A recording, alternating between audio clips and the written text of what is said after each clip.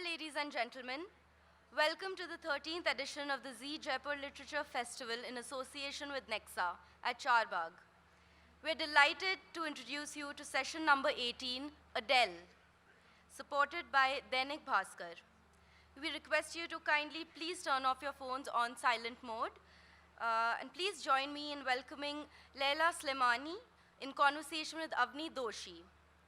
Leila, a journalist, activist, and author, is also the first Moroccan woman to win France's most prestigious literary prize, Prix Goncourt, for Lullaby.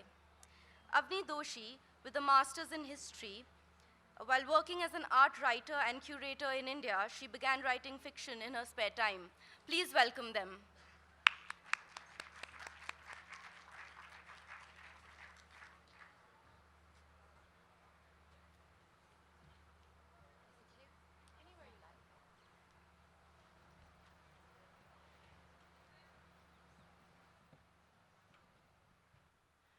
Hello, good afternoon, everyone. Welcome to this conversation about Adele. As you've just heard, Leila's first book in English, although it was actually your second book, correct? And Adele is actually your first book. But Lullaby, which many of you I'm sure have read and heard of, has been translated into, I believe, 36 languages. 44, I think. 44 languages, okay. And it's a literary sensation. And today we are here to talk about what was actually her first book, which you wrote in 2013, I believe, right? She wrote it in 2013, and it's been recently translated into English. So I'm going to read a little bit so you can get a sense of her wonderful prose, and then we're going to have a conversation. This is from Adele. This is from the beginning of the book. Adele has been good. She has held out for a week now. She hasn't given in. She has run 20 miles in the past 4 days, from Pigalle to the Champs-Élysées, from the Musée d'Orsay to Bercy. In the mornings, she has gone running on the deserted banks of the Seine. At night, on the boulevard de Ruchachar and the Place de Clichy. She hasn't touched a drop of alcohol, and she has gone to bed early. But tonight, she dreamed about it, and she couldn't fall back asleep. A torrid dream that went on forever, that entered her like a breath of hot wind. Now Adele can think of nothing else. She gets up and drinks a strong black coffee. The apartment is silent. In the kitchen, she hops about restlessly. She smokes cigarettes. Standing in the shower, she wants to scratch herself, to rip her body in two. She bangs her forehead against the wall. She wants someone to grab her and smash her skull into the glass door. As soon as she shuts her eyes, she hears the noises, sighs, screams, blows, a naked man panting, a woman coming. She wishes she were just an object in the midst of a horde. She wants to be devoured, sucked, swallowed whole. She wants fingers pinching her breasts, teeth digging into her belly. She wants to be a doll in an ogre's garden.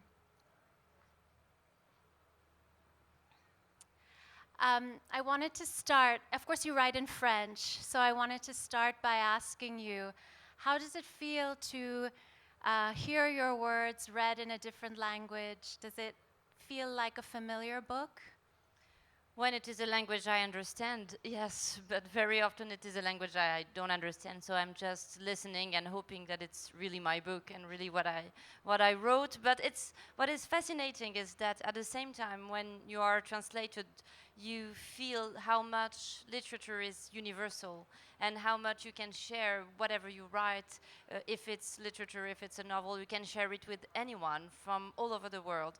But at the same time, as a writer, for me, my book, of course, is in French, and my character is in French, and my poetry, my music, the melody of the book, of course, for me, is in French. But it's very intimate, of course. The last line I read, Adele wants to be a doll in an ogre's garden. A doll in an ogre's garden was actually the title of the novel in France. What does that mean to you, that phrase, and what does it say about Adele and her desires? First, it was an image, a poetic image that I had, the idea of a little doll being eaten by an ogre. I'm very much influenced by fairy tales. I love fairy tales, and I think that when you begin a novel, it's always very good to read fairy tales because the structure of fairy tales are always very relevant. Once upon a time, in a little town, there was a girl doing this, doing that, and someone tried to force her not to do it. Or so, for me, all my books are fairy tales. Once upon a time, there was a girl named Adele, and she lived in Paris. So I want my books at the same time to be, of course, the book in Paris in the 20th century, but to be very universal and to be read in a way that a fairy tale can be read. And what I like also with the idea of the ogre is, you know, we speak a lot about empowerment of women, and I define myself as a feminist, of course, and I think that women should emancipate themselves and empower. But at the same time, I think that sometimes it's very hard the way we look at women who wants to be object. Some women want to be an object, and Adele, she wants to be an object. So I was wondering, and I wanted to explore what it is for a woman to want to be an object. And should I judge her for that? Or should I try to understand why she wants to be like that? Does it mean that she's not free? Does it mean that she's less free than I am because I want to be a subject? So what was interesting for me is that she's a doll. She says, I want to be an object, I want to be a doll, I want men to tell me what to do. So it was very interesting for me as a feminist, try to understand what it is to want to be this little girl who is eaten by the ogre. That's fascinating. So Adele is a woman living in Paris. She's a mother. She's a wife. Her husband is a very successful doctor. They're well respected. They have a beautiful flat in a lovely area. They exchange beautiful gifts during Christmas from Hermès. But what is Adele's secret, and what does she actually want? Yes, as you said, in the surface, she's a very ordinary woman. She's a woman like any other woman, and you would probably won't look at her more than at another woman. She's shy, she doesn't speak a lot, she's a beautiful woman, married, she has a child, and I think as many women, she probably thinks that she has it all because she has a job, she has a child, she has a husband, and she has enough money to do whatever she wants, so she should not want anything else. And I think that in literature there are a lot of characters like Madame Bovary or Anna Karenine, many characters like that who are women who want more than what they have. And women are not supposed to want more. You are supposed to be happy with what you have, especially when you have achieved all that. And so Adele, she has a secret life. She has a lot of secrets because she doesn't tell her husband that she has a lot of lovers. She meets men and women everywhere, anywhere. She doesn't want to fall in love. She doesn't want to have a new story with someone. She just wants to have sex with people, and she's completely addicted to sex. And in the extract that you just read, she tries to stop, as an alcoholic would try to stop drinking, or a drug addict stop taking drugs, and she can't stop because she's an addict. So her husband actually refers to her, he actually later on in the book calls her a sex addict.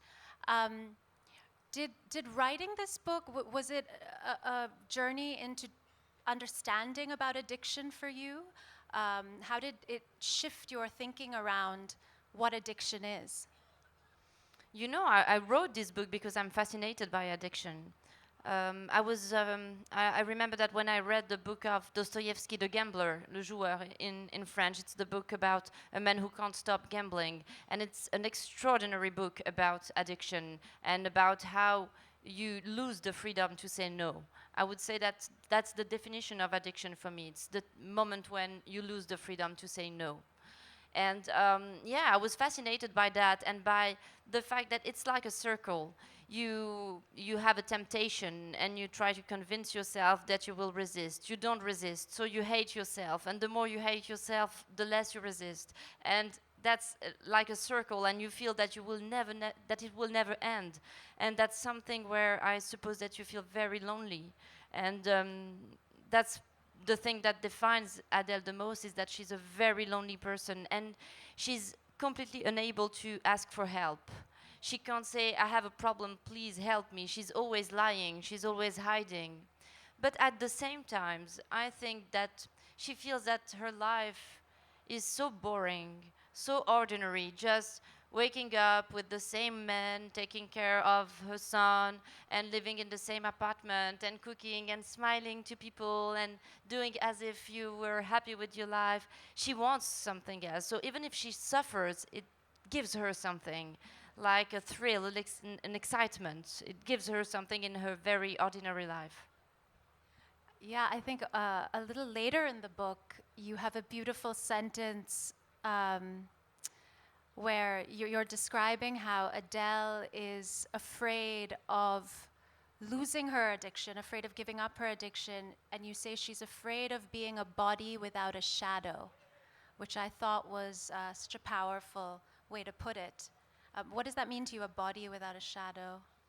It means without something profound, without something that belongs only to you, and something that sticks to you, and without secret. I think that secret is something very important, and I think that everyone should have the right to have a secret. I am always very afraid when people speak about transparency and the fact that you have to say everything, what you do, who you are. No, I think that having secrets is very, very important, and having the right to lie. Everyone should have the right to lie and to have another life, and to do, and especially women, we should never, never stick to this idea that we should be transparent and everyone should look, in your soul. No, everyone should have the right to have secrets. I think one thing you talk about really powerfully in this book, and also in Lullaby as well, is this idea of ambivalence.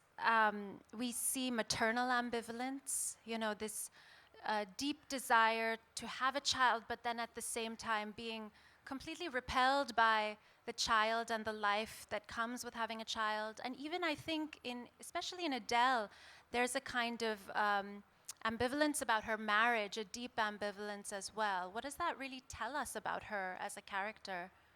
First, I would say that if literature exists, it's because of this ambivalence, because we are all so much ambivalent, so much ambiguous.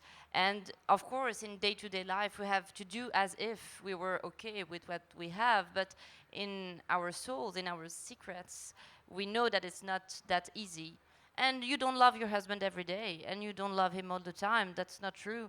You love your children, of course you love them all the time, but sometimes you're bored, sometimes you don't want to be with them, and sometimes you want to get out of the house and be someone else, maybe for like an hour or half an hour, but sometimes you just want to have a break from the motherhood. So I try to explore that and to be very sincere in the way I describe that. And I think that Adele, she tries so hard to be a good wife, and she tries so hard to be a good mother, but she's like a stranger. She looks at things and she can't belong.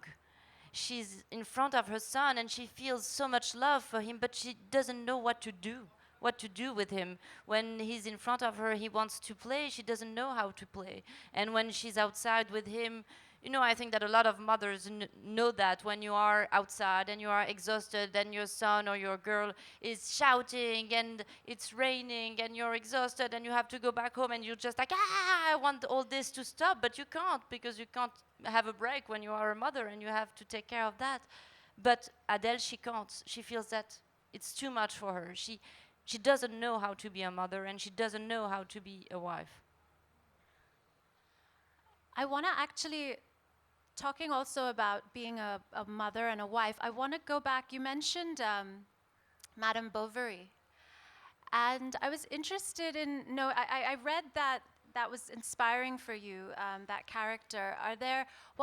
Were you reading that as you were writing? And what other literary characters were you thinking about as you were writing? Madame Bovary, of course, was an inspiration because I was asking myself a lot about boredom and about having an ordinary life and having a life that is not very exciting. How do you deal with that? How do you deal with the fact that life is so trivial? You know, and I think that especially when you're a girl, people tell you, you know, you're going to marry and you're going to discover love, a big love, and then you're going to be a mother and you will never feel alone anymore, and it's going to be extraordinary. And the truth is that it's not as extraordinary as it is in the fairy tales. It's very ordinary, very trivial. So I wanted to explore that. I think that some people, they can't stand the fact that life is just what it is, that life is a little bit boring sometimes and repetitive. And Adele, she wants more than what she has. And Madame Bovary is this kind of character. She's passionate. She belongs to the little bourgeoisie. She lives in Normandy. Her life is not that interesting, but she reads novel and she likes literature.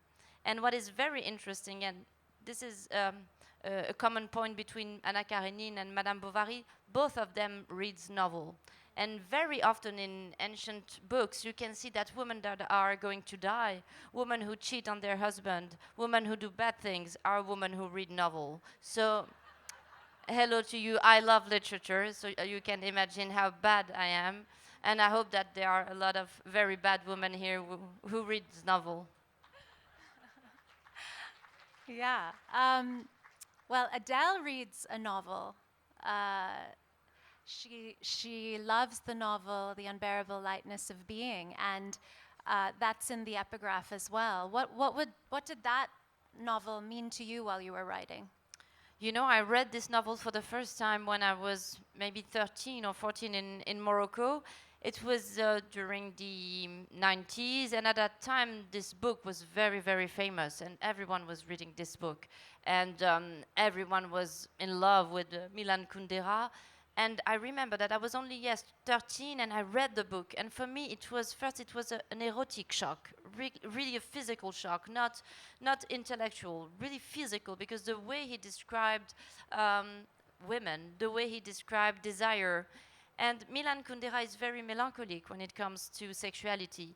At the same time, his characters want passion, and they want to have the main character of this novel in particular. He wants to have sex with a lot of women.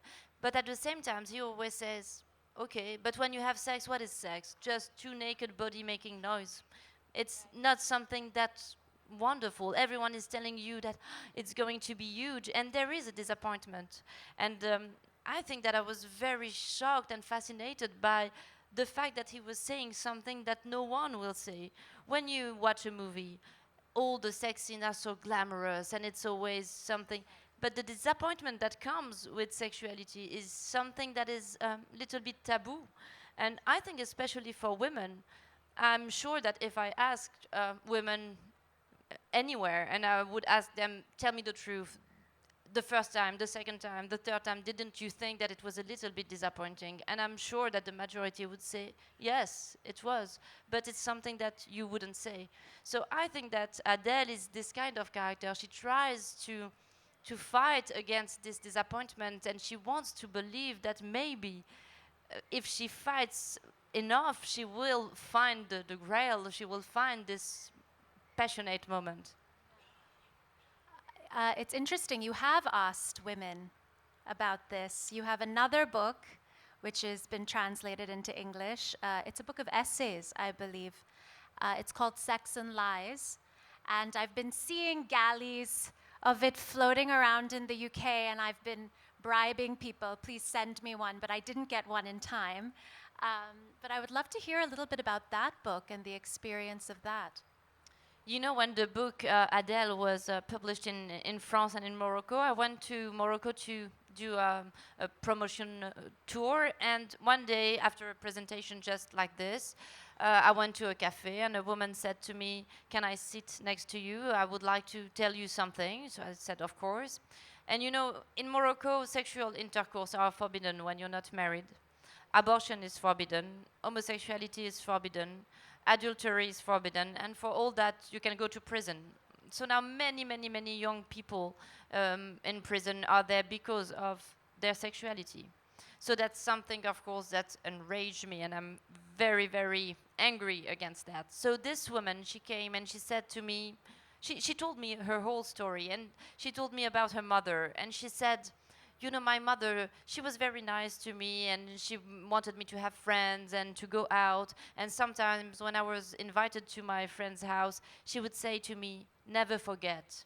And I was like, "Why did she say never forget?" And she said, "Never forget to stay a virgin." And she said that every time after that, when she was having a relationship with a man, she would hear the voice of her mother saying to her, "Never forget to be a virgin." So she didn't stay a virgin, and she never got married, because in Morocco very often men want a woman to have sex with, but they won't marry her because she's not a virgin anymore. So you have a lot of women who become sort of pariah, they are marginalized because they decided, or sometimes even they didn't decide it, but because they are free or because they have a sexuality. So I decided to make a big tour in Morocco and to ask women about what it is to be a Moroccan woman today and to have a sexuality, and what it is to be not married or to be a homosexual or to be divorced, what it is to have an abortion in Morocco where it's forbidden. So it's, as you imagine, very difficult and very violent. And it was a very interesting book, and that's why I decided after that book to fight for the rights of women and homosexual in Morocco. Amazing. I want to go back to Adele a little bit, but so there's a scene in the book where Adele is talking to her friend Lauren, and Lauren is telling her, "You know, you're so unhappy with your husband. You're looking for love elsewhere. You're looking for fulfillment elsewhere. Why don't you leave him?" And I was not shocked by my reaction, genuinely. I was not shocked by Lauren's question. I was shocked by Adele's reaction, because Adele was shocked. She kind of couldn't believe Lauren was suggesting that she should leave her husband. And this seems to me, as I was reading, it seemed almost counter to, you know, the idea we have of a modern, very liberated French woman, or maybe I have that idea in my head. And I was just wondering how, you know, and I was wondering also then with the connection to Madame Bovary, where does that come from? You know, concerning French women, when I arrived to Paris, I was from Morocco and I was 18, and I was looking at this city so beautiful and those women so beautiful, and I was like, my God, I will never be like them. How is it possible to be like those women? You know, they are always very well dressed, and the makeup is perfect, and the hair is perfect, and they have their little bike, and they go to their work, perfect work, and they then drink wine, and they are never drunk, and they have a beautiful skin, and they take care of their children, and the children are eating vegetables, and they say nothing, and the husband is so nice, and he said, "You're a free woman, do whatever you want," and everyone smokes. And I was like, wow, I want to be one of those women. I have to meet them. And one day I met those women, and the truth is that it's not as easy as it looks, and they look perfect. And it seems that they are never drunk, but they are drunk, and sometimes they throw up, and they smoke too much, and sometimes they don't wake up for their jobs, and sometimes they hate their husband, and they hate their children. So it was a very nice discovery for me to know that they are not that perfect. And so that's also what I wanted to show in this book, is that, you know, in Paris, and the French woman is supposed to be so free, and even in her sexuality to do whatever she wants, but she's just a woman like any woman. And when you're a writer, you know that whatever your nationality, your culture, your religion, whatever, you're just a human being, and you want to be loved, and you want to have sex, and you have desire, and you are afraid. That no matter what your culture is, this is universal.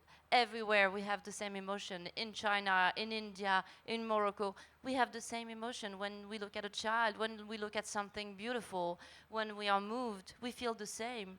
So people try all the time to divide us and put us in little category, but in literature it doesn't work. So for me, the point is that I don't really care about what she is, but what I can tell you is that when Lauren tells her you should leave her husband, she says, of course. She says no. If you were an alcoholic or a drug addict, would you leave your house, and would you leave the person that gives you the only security that you have? Never. Someone who has such an unsafe life, and who needs this excitement, and who does very dangerous things, would never leave the security he has. Never. And to what degree, I mean, class plays a kind of interesting role in the book, where we see they live this very lovely bourgeois life. And I was wondering, to what degree is this attachment to this bourgeois life, to what degree does it really interfere with like a woman's emancipation? You know what I mean? You know, I think that that's exactly what Virginia Woolf explains in her books, A Rooms of One's Own. The emancipation of women is impossible without a little bit of money. And Virginia Woolf says at the beginning of the book, I'm free because I had the privilege and the chance to have a little heritage, and now I can live with some money, so I can be free. I don't have to ask someone. I don't have to ask every day my husband, please, can you give me some so I can buy this or I can do that. I don't have to tell anyone of what I do, what I want, or my work and anything. And that's exactly what I was saying before. I think that you can have the right to have secrets, and you have the right to have secret life and intimate life when you have this independence, this financial independence, when you have a room of your own. You know, in Morocco, when I was writing this book, Sex and Lies, and asking people, in Morocco only 2% of young people have a room of their own, a place where they can hide, where they can dream, where they can imagine another life, where it can be silent, when they don't have to listen to people's noise. And I think that that is a privilege. It's something very, very important for emancipation. So yes, of course, women emancipation goes with material consideration. And when it comes to the bourgeoisie, this class, I'm very ironic in the book with this this portion of the Parisian society. It's not really bourgeois, it's what we call bobo. It's the bourgeoisie that is at the same time bohemian. They are bourgeois, but they always say, no, no, no, no, I'm not a bourgeois. But they live in a very huge apartment, beautiful. They travel all the time, but they say, no, I'm cool. I'm not a bourgeois. I love everyone. And they love ecology, and they are not racist, and they eat quinoa, and they do bike, and you know, they are nice people. In New York, we call them hipsters. Hipsters, they are exactly the same, and they have, you know, a hat all the time. I don't know why. And men have beards, so anyway. And so she looks at those people, and she finds them so vain, so useless, and they are speaking, trying to give a sense to their life. And she feels nothing with them. She feels that their life has no point. Right. Wow, that's really interesting. So I guess about halfway through the book, there's a very intense scene where I had to kind of put the book down, walk away, go to another room, think about it, and then come back. It's a scene, I don't know how much I can give away about the scene, but Adele is having sex with 2 sex workers, and it slowly becomes very out of control, very violent, and it was written in a very intense, visceral kind of way. I had a very visceral reaction to that scene, and I was wondering what, it's not very often I get to read scenes like that, so I was wondering what was the experience of writing that? Maybe for people who read Lullaby, they know that I love to write very violent scenes, so I can kill babies, so I can do violent sex scenes. But this one was difficult to write because it's very, very, very difficult to write sex scenes. For a simple reason is that the vocabulary you have the pornographic vocabulary, and this is not what I wanted to use, or you have a very glamorous, very erotic vocabulary, and it was not the kind of atmosphere I wanted to build or to convey. So I needed to find my own way of describing sex as Adele is experiencing it. So I decided to describe it in a very clinical way. And I was imagining that I was behind a glass and I was looking at Adele with those 2 people and just describing, never judging, never saying what she is feeling inside, just describing how it is happening. And the truth is that my publisher read the scene the first time and he said, you can't hide anything. If you write that, you have to write it. You have to go as far as you can go. If it is violent, it has to be violent. If there is blood, you have to tell us that there is blood. You can't be afraid of your own subject, because readers, if you don't want readers to be afraid, you shouldn't be afraid yourself. You have to do it and to be very sincere.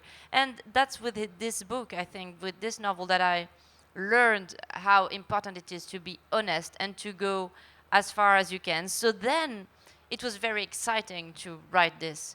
It was very exciting to try to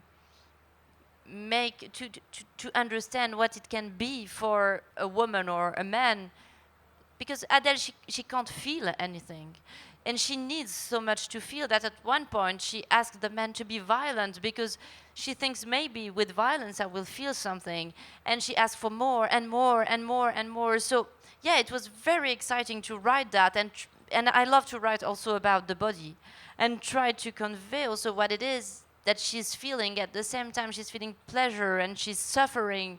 It's very ambivalent, as you said before. So yeah, it was very exciting for me. And it's not a long scene.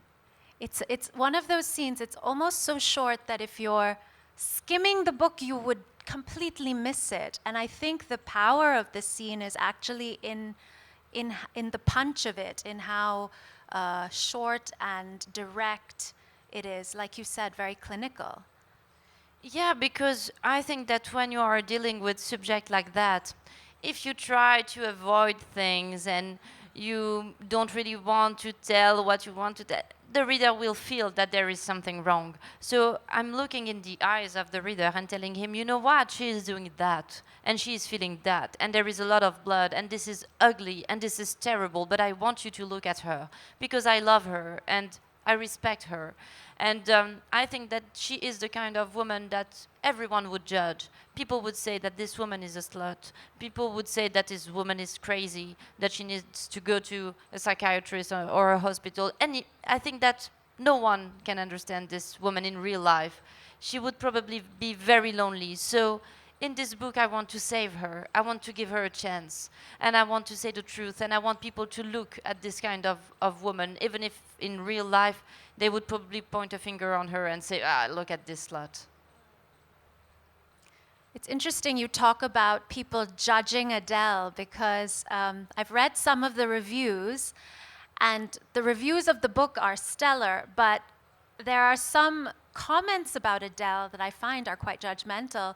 Especially there seems to be in a few of them, they keep mentioning that she's so unlikable.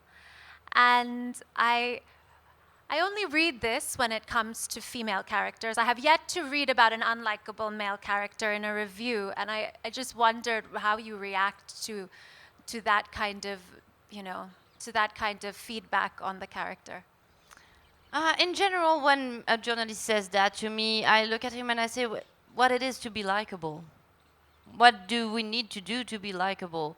Do I have to say yes to everything you tell me? Do I have to smile to look like an idiot? What it is to be likable? I don't really understand. And the other thing is that Virginia Woolf, again, there is a wonderful text, and really you should all read this text that is extraordinary, I think, called The Angel of the House.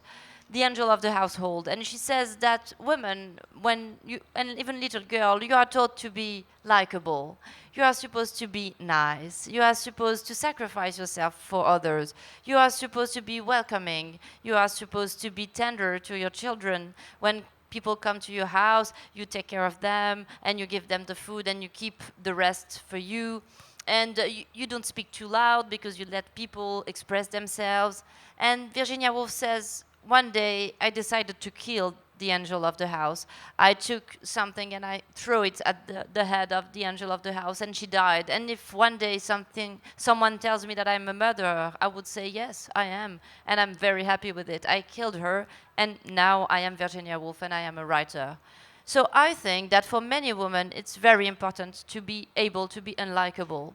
I'm not likable all the time, but I'm a free woman, and I do whatever I want. And I don't want all the time to be liked. I want to be free, and I want to do whatever I want, not to stick to what society is waiting for me. And I think that it's a trap for many women, this idea of being likable. Men are not that worried of being likable. They are what they are. They do what they do, and people should accept that. And I think that we, as women, we should do exactly the same. So I don't like this idea that we say to women, you are unlikable. Yeah, maybe I'm unlikable, but maybe I don't want all the time to be liked, because the point of my life is not to seduce you, it's to be myself. And if you don't like me, okay, let's go see someone else, but I don't care. So yeah, I think it's a very misogynistic way of looking at women, actually. Yeah, absolutely.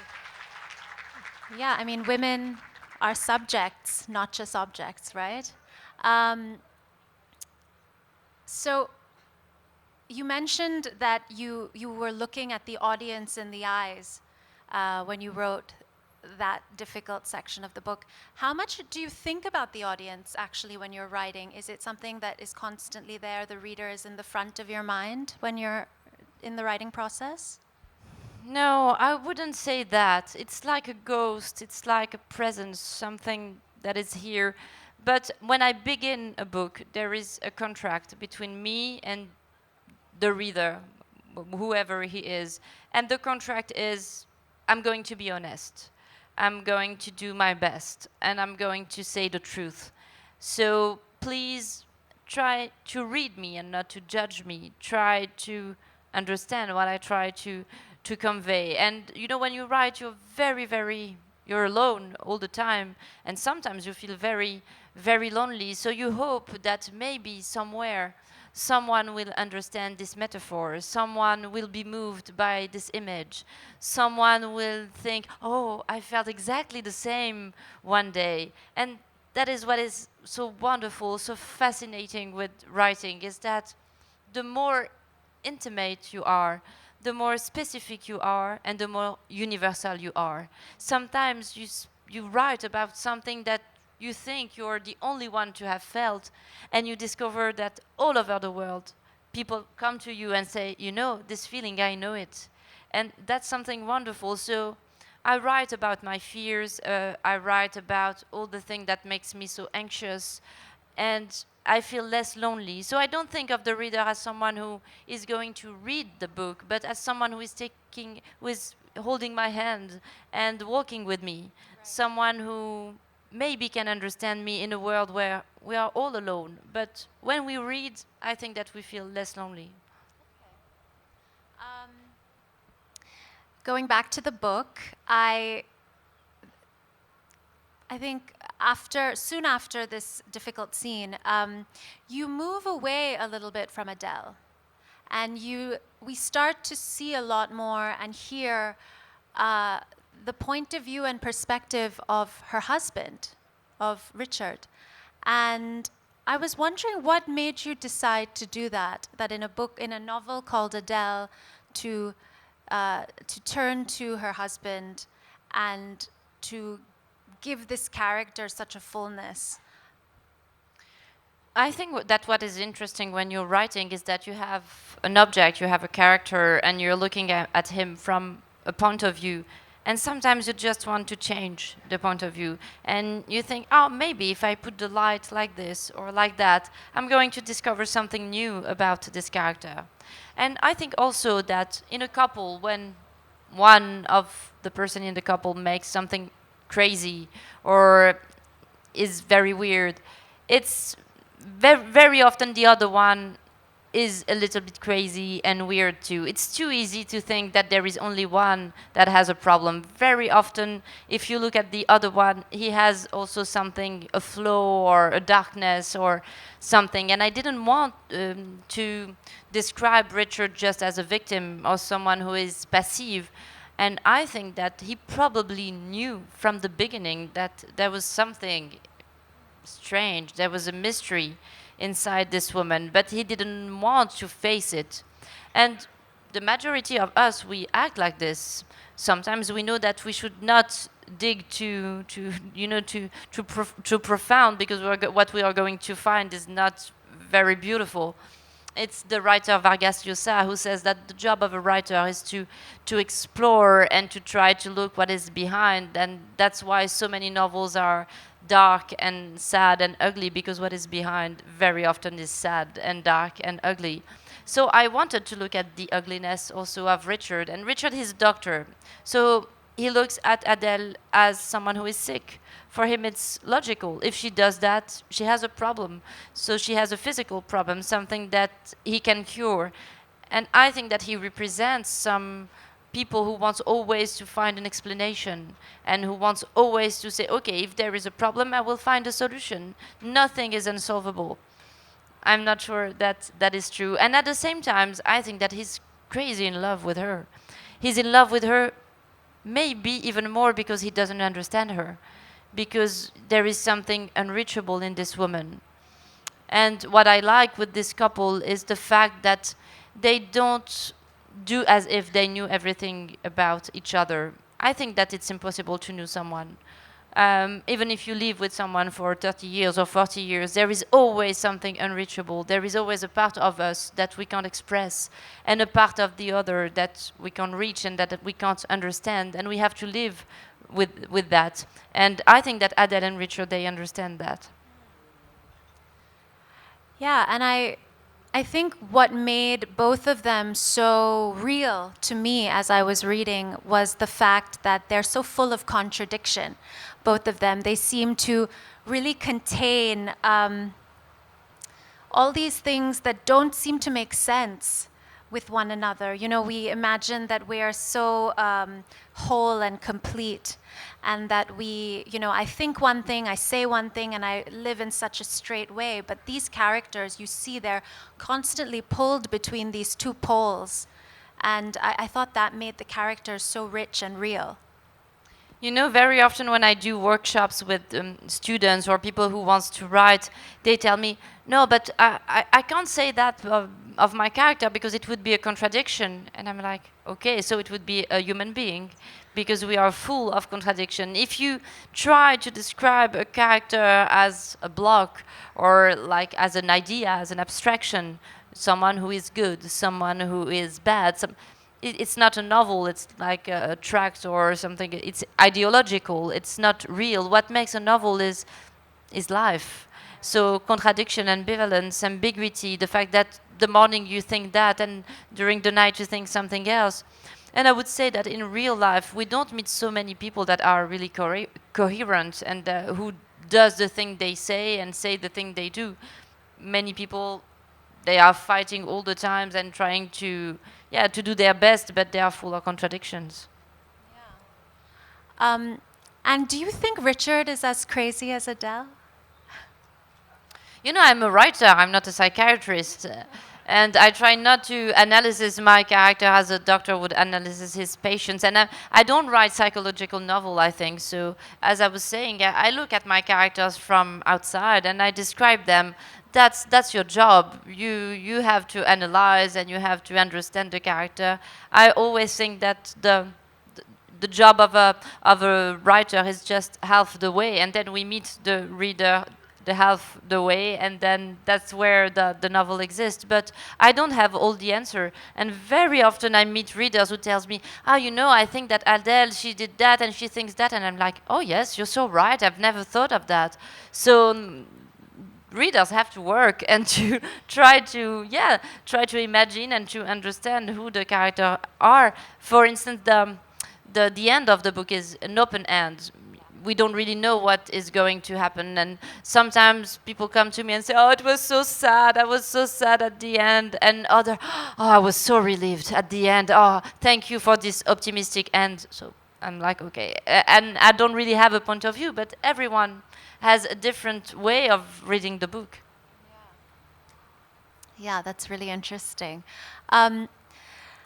I wanted to ask you a little bit about Paris, because I feel that Paris, like in Lullaby, Paris in Adele is practically like a character. You know, you feel that the city is very alive and very much a part of all of Adele's encounters. And I was wondering how you think of the city when you're writing. Absolutely, the city is very important, and the place where the story takes place in general is very important for me. I think that when I write, what I like is to build an atmosphere, and I want the reader to imagine the place where the characters are, how it smells, how it looks, and the darkness or the beauty. So it's very, very important for me. And Paris is a fascinating city. And as I said before, when I arrived in Paris from Morocco, I discovered that this city has two faces, like Adele. You were 17. I was correct? 17, yeah. And Adele, she has two faces, the beautiful face of a bourgeoise, nice and glamorous, and a dark face also. And Paris is exactly the same. If you are a tourist and you are walking on Les Quais de Seine and looking at Paris and La Tour Eiffel, you imagine that it's like a fairy tale and that living in this city must be so wonderful. But when you know Paris a little bit, you discover that Paris is also a very violent city, very poor city. There is a lot of misery in Paris, a lot of brutality, and also a lot of loneliness. When I came from Morocco, I was so shocked and at the same time fascinated by the loneliness of people, and especially people speaking alone in the street. I remember, you know, crazy people, they shout like this. And sometimes I was following them because I was so fascinated. In Morocco, I have never seen that, because people are not that lonely. And I could see, for instance, my neighbor, she was an old woman. No one would ever visit her. She was living alone. And for me, it was something unimaginable. For a Moroccan woman, it was really crazy. So, and I was very alone myself. So when you're very, very alone, you observe things in a very accurate way. You see things because you're so alone that you feel that you're invisible. So you can see everything. And the other thing with Paris is that I discovered what it is to be a free woman. In Paris, you know, I didn't have a lot of money, but I used to buy vintage clothes with very colorful. And every day I would disguise myself. Like today I'm a hippie, and today I'm a bourgeoise, and today with very cheap clothes. And I would go on the street and invent a character, a life.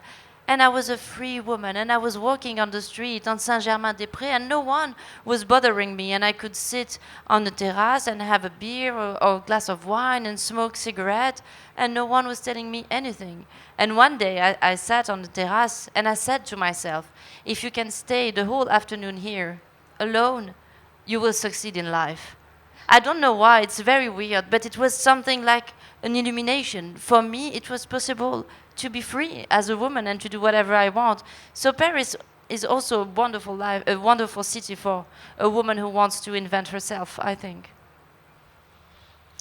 That's very interesting. There's almost this connection between freedom and loneliness, and I wonder if that's a little bit there in your characters as well. Not only here, but maybe in Lullaby as well. I think, but that's a personal point of view, but I think that it's impossible to be free if you don't accept a part of loneliness. If you want all the time to be with people or to be or people to tell you that what you do is good and everything, you will never be authentically free. I think that being free is accepting to be alone and accepting to lose everything. And that's why so few people want to be free. I love the work of the writer Svetlana Alexievich, and she wrote a lot about Ukraine and about the end of the Soviet world. And she says something beautiful. She says, people don't want to be free. People prefer comfort, prefer security, prefer money, prefer building a family, prefer a lot of things rather to be free. To be free, you must be able to lose everything if you really, really want to be free. You should stick to nothing. So you mentioned that Paris is the city where you felt free for the first time, but you grew up in Morocco. You were born in Rabat. And I read an amazing story of yours in The New Yorker, The Confession, and it really blew me away. And I highly recommend all of you, after this, go to the New Yorker website and please read this story. It's absolutely fabulous. But I wanted to know if you write about Morocco in a different way. Does it hold a different space in your imagination than Paris? Yes, it is. And my next book will be my first novel about Morocco, and it was very different for me to write about Morocco because I write with my souvenirs, with my childhood, with what I used to eat when I was a child, with the voice of my grandmother, with the face of my mother, with the trees of the garden where I was living. So it's very different, much more intimate and sentimental, and so I think that my book will be different. And for The Confession, it was actually just after the Me Too movement. I remember that so many women in Morocco and in France told me that they were victims of sexual harassment or even rape. And I was asking myself, that's very weird. We hear so many women who have the courage to speak up and to say what happened to them. But who are the men who did that? You know, very often we describe rapists as a man who is a monster with a knife in the street, but the rapist is not that. The rapist is a very ordinary man. He is your friend, he is your brother, he is a father, maybe he works with you, maybe you meet him every day at the cafe. So I wanted to put myself in the head of an ordinary rapist because I think that, I'm fascinated by that, and I would like to hear those voices too, because it's logical. If there are so many women who are raped, logically I know someone who rapes. I've met a rapist. So I tried to put myself in the head of one of these men. That's fascinating. It's almost as though the danger is in believing that these people are exceptional, you know? So I have a million more questions for you. But I think the audience has a lot of questions as well. So let's let the audience ask questions. Are there microphones for the audience? Great. And then also let's all just stick to one question each, please. And make sure it's a question, not a comment or a statement of any kind. Thank you. And please stand up and speak into the mic. Hi, Leila. This is Shivadip. So I already read this book, Adele, and it's a brilliant book, and I loved it. So I just want to know that as a woman, what are the challenges you faced while writing this book? And I know you're a very great fan of Dostoevsky. So how much his writing has influenced you while writing this particular dark and brilliant novel?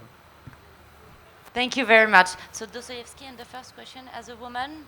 I didn't hear, as a woman, you said? The challenges. Okay.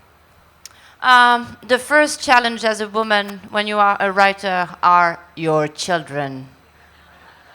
who are always saying, "Oh, don't you stop writing? Come play Lego with me." And you're like, "No, I don't want to play Lego. I'm writing." "Yeah, but you're just writing. Daddy has a real job." So that's the real problem, your children. You know, Alice Munro, the Nobel Prize of Literature, she always says that she's writing with one hand and with the other hand she's doing like that to her children. So you need a good door and a key. So that's the first thing when you're a woman and you're writing, the first problem. And concerning Dostoevsky, yeah, I love Dostoevsky. And you know, the first book of Dostoevsky I read was The Gambler, and then it was Crime and Punishment.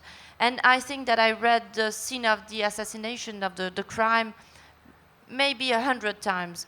And I still try to understand how he did that. This violence, this is so precise, this is so strong, this is extraordinary for me. So yes, I'm influenced by him in the way that I think that literature can do that. I know that I will never be able to do like 10% of what Dostoevsky did, but it gives me, you know, the strength, because I think that if literature can do that, can change the life of someone, I should stick to that and I should continue to write, because that's a wonderful adventure. Thank you for your questions.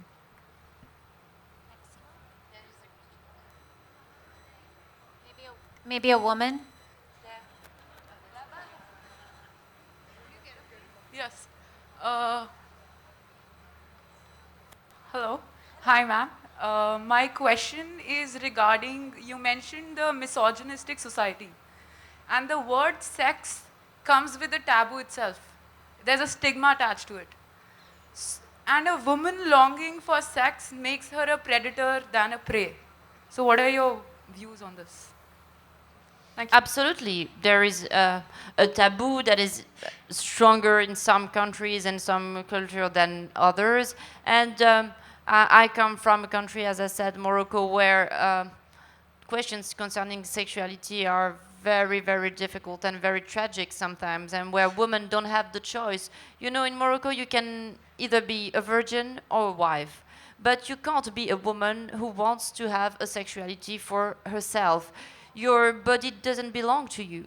Your body belongs to the state. Your body belongs to your father, and after that to your husband, and after that to your children. And everyone has the right to say something about your body. And when it's not the state, when it's not the man, it's the society, you know, the société de consommation, the consumption society, who says that you're too fat, or that you're not beautiful enough, or that you're not attractive enough.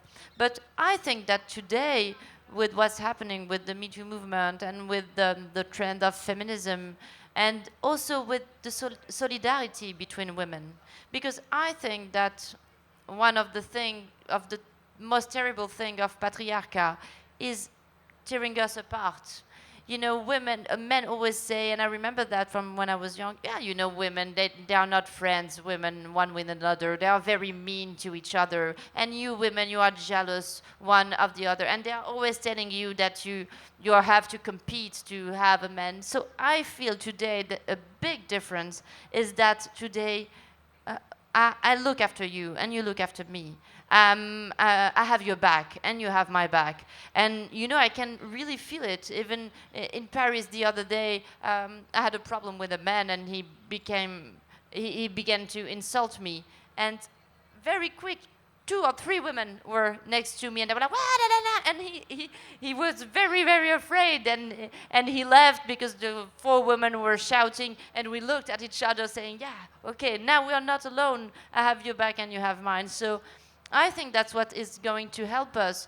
We are going to, if we love ourselves, if we love our body, if we're not ashamed of who we are, maybe sex is not going to be as much taboo as it was before, especially because we will own our body, and that's the first step. So we're actually out of time. I don't know if the organizers will let us have one more question. I'll get in trouble. One more question. Yeah. Hi, I'm sorry if this question goes over some of the earlier ground of your answer, but I had the question in my head before you answered. and which is, on hindsight, when you look at the global Me Too movement, do you think we did enough? And where did we go wrong? What do we need to do to go ahead? No, we didn't do enough, and we have a lot to do. A lot to do, not only to our daughters, but to our sons also. You know, I have a son and I have a girl, and very often I think that I'm not a feminist only because I want my girl to be free, but I'm a feminist also because I want my son to be free. I want to live in a world where I don't have to be the enemy of my son, where I don't have to be afraid of the man he's going to become. I want to live in a world where my son is not going to be a predator, where he's going to treat people well. So I think that it's not only a fight for us women and what we are going to do and how we are going to emancipate ourselves. It's a real civilization, matter of how we live together and what men are going to be. I think that the big question for the next generation is how we are going to define masculinity, or how we are going to define virility. If we take out the violence, if we take out this idea that strength and power is what defines virility, we will have to find something new. So no, we don't do enough, but I think that next generation is going to surprise us and to do probably wonderful things that we can't even imagine right now. Thank you very much. We wish to thank Leïla Slimani, Avni Doshi, and Dainik Bhaskar for this very enriching session. Do note that the author will be available to sign her books at the book signing desk located right at the entrance of Charbagh. The next session at Charbagh is session 24, The Hidden History of Burma, and will begin shortly. The festival brochure and flyer with the full program are available for purchase at the JCB Prize for Literature bookshop managed by Full Circle. You can also grab a copy of your favorite book while you're there. Please help us in keeping the venue clean and dispose any waste items in the bins placed all across Diggy Palace. You could tweet using hashtag JaipurLitFest 2020 or tag @ZJaipurLitFest.